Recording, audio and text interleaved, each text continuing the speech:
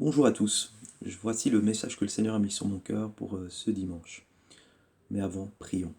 Père, merci pour cette occasion d'être ensemble grâce à la technologie. Merci de nous communiquer ta grâce à travers les paroles qui vont être partagées.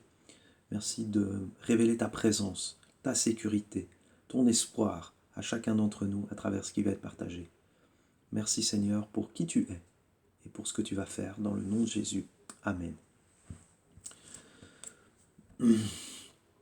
Après beaucoup de constats, suite à ce confinement, à cette période de Covid par laquelle nous passons avec ces habitudes qui sont chamboulées, j'aimerais qu'on puisse prendre le temps de s'arrêter pour y réfléchir. Depuis le dernier conseil, peu d'évolution, mais certaines quand même. La quarantaine réduite à une semaine pour les retours de zone rouge, la bulle de 5 adaptée non plus à 5 par foyer, par famille, mais à 5 par individu. Les bulles semblent donc exploser, ou plutôt disons adaptées. Mais j'aimerais aujourd'hui que nous puissions nous interroger profondément à la réalité de ce changement. On dit en psychologie qu'il faut 21 jours pour prendre une nouvelle habitude. Cela fait maintenant 6 mois que nous avons été confinés, puis déconfinés petit à petit en gérant les risques. Et aujourd'hui, nous sommes dans une période où nous restons prudents. Nous avons de nouvelles normalités. Cette nouvelle normalité a comme caractéristique principale les distances sociales avec les gestes barrières. On nous le répète suffisamment. L'idée des bulles était de limiter le nombre de personnes où le contact social est permis. Le contact dans le temps le constat dans le temps est que tout cela a renforcé l'individualisme ambiant. En effet, je dis ambiant car l'individualisme caractérisait déjà notre société avant le Covid. Nous vivons dans une société où chacun peut faire son choix de vie, son choix religieux ou philosophique, son choix de carrière, son choix de magasin, son choix d'église. C'est ton choix, c'est ta vie. Et beaucoup de coachs de vie travaillent là-dessus sur comment designer ta vie selon ce qui t'anime. Le paradoxe dans ce que nous vivons aujourd'hui est que les gestes barrières et les mesures qui sont prises pour notre santé ont comme slogan la santé de tous. Je m'isole pour mieux les protéger. Je porte les masques pour les autres. Respecter les normes, c'est respecter l'autre. Il est étonnant de se dire qu'une société individualiste pousse ses citoyens à penser de manière altruiste en s'éloignant davantage des autres. Je répète cette phrase. Une société individualiste qui pousse ses citoyens à penser de manière altruiste en s'éloignant davantage des autres. Intéressant, n'est-ce pas? Je suis un danger potentiel pour l'autre. Voilà le message. La méfiance s'installe, et même quand les bulles sont éclatées, vais-je encore oser aller vers l'autre? Le gouvernement ne relâche-t-il pas trop rapidement? Voilà les pensées qui peuvent monter en nous, parce que la peur est là, l'inquiétude est là, car le virus est toujours là. L'isolement semble la meilleure sécurité pour moi. Voilà une des pensées qui peut me marquer suite à ce confinement. On est bien mieux chez soi, n'est-ce pas? Cela devrait nous interpeller sur ce qui fait ma sécurité. Est-ce le fait de rester chez moi qui me met en sécurité? Quand Jésus est venu visiter ses disciples avant de partir, ils étaient dans une situation de confinement. En effet, suite à la mort et à la résurrection de Jésus, être partisan de Jésus était mal vu et dangereux, car Jésus avait été mis à mort, et donc ils risquaient eux-mêmes le même sort. Ils devaient donc gérer les risques, un peu comme nous. Ils restaient donc entre eux et formaient une bulle. En effet, n'importe qui aurait pu les voir pouvait les dénoncer auprès des autorités. La méfiance était là.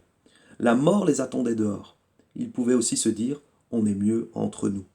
On est mieux chez soi. Avant de retourner auprès du Père, Jésus va donc venir les visiter dans leur isolement. Voici ce qu'il va leur dire et que j'aimerais que nous puissions entendre aussi. C'est dans Matthieu chapitre 28, les versets 18 à 20. Jésus s'étant approché, leur parla ainsi.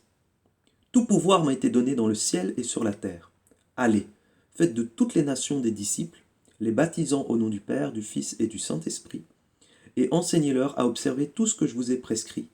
Et voici, je suis avec vous tous les jours jusqu'à la fin du monde.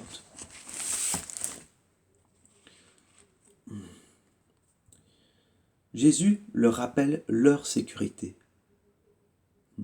Elle n'est pas dans leur isolement, mais dans le fait qu'ils connaissent celui qui a tout pouvoir dans le ciel et sur la terre. Jésus a tout pouvoir dans le ciel et sur la terre. Suis-je conscient de cela? Et qu'est-ce que cela change à ma propre vie? Est-ce bien là ma sécurité honnêtement? Quand je vois tout ce qui se passe autour de moi, quand je vois les choses qui se mettent en place, est-ce ma sécurité est bien dans le pouvoir de Jésus, dans mon propre pouvoir à m'isoler, dans le pouvoir des autorités? Où est-ce qu'elle est ma sécurité? C'est la première parole que Jésus me donne. J'ai tout pouvoir dans le ciel et sur la terre. Seconde parole, verset 19. Allez, faites de toutes les nations des disciples, les baptisant au nom du Père, du Fils et du Saint-Esprit, et enseignez-leur à observer tout ce que je vous ai prescrit. Cette deuxième parole est intéressante en relevant que dans le français, ils utilisent ici des impératifs, mais le grec, lui, utilise des participes aoristes, qui indiquent une continuité.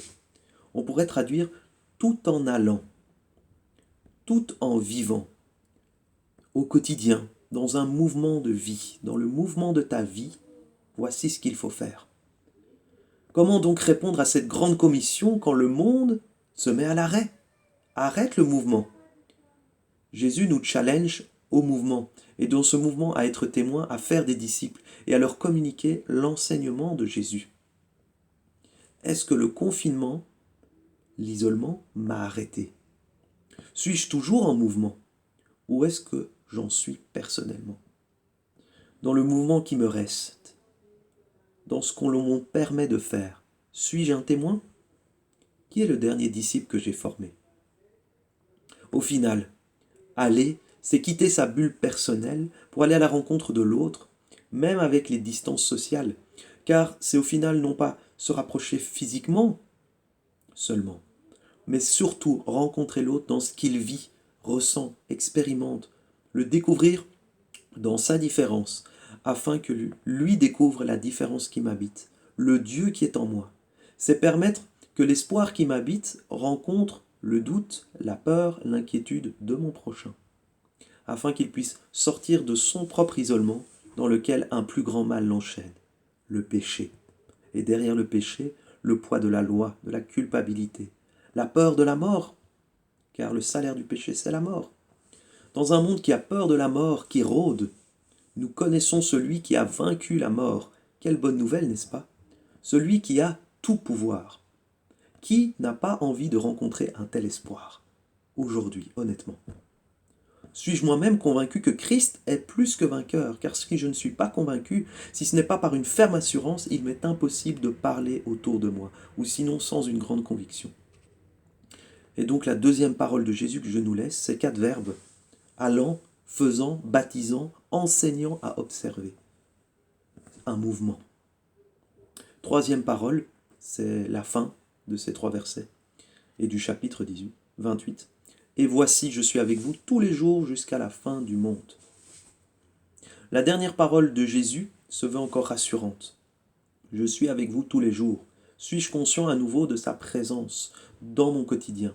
En effet, ma sécurité est là à nouveau, dans la conscience de sa présence. Celui qui a tout pouvoir est à présent à mes côtés, tous les jours. De qui aurais-je crainte? De quoi aurais-je peur? Voici notre sécurité. Notre sécurité n'est donc pas l'isolement social, mais le confinement en Christ. Demeurez en moi et vous portez du fruit. Car notre but n'est pas d'attendre le retour du Seigneur isolé dans la chambre haute, mais de nous laisser conduire par le Saint-Esprit pour être des témoins là où il nous place, particulièrement dans la ville de Jodogne, où il nous a rassemblés pour une œuvre, répandre la bonne nouvelle de son royaume. Alors pour conclure, je nous laisse ces 3 questions et ces 3 paroles de Jésus. Première question, où est ma sécurité honnêtement? Deuxième question, suis-je toujours en mouvement? Troisième question, suis-je conscient de sa présence au quotidien? Car Jésus nous dit aujourd'hui 3 paroles. Tout pouvoir m'a été donné dans le ciel et sur la terre. Allez, faites de toutes les nations des disciples, les baptisons au nom du Père, du Fils et du Saint-Esprit, et enseignez-leur à observer tout ce que je vous ai prescrit. Et voici, je suis avec vous tous les jours jusqu'à la fin du monde. Qu'allons-nous faire? Prions. Père, pardon pour l'isolement, pour mes fausses sécurités. Augmente ma foi, que je prenne la portée de tes paroles pour ma vie. Ouvre mes yeux sur ceux qui, autour de moi, attendent une parole d'espoir, qui te cherchent dans le secret et qui vont me mettre en mouvement vers eux. Et chaque matin, ouvre mes oreilles, fais-moi entendre tes bontés, que je sache que tu es là, à mes côtés, et mon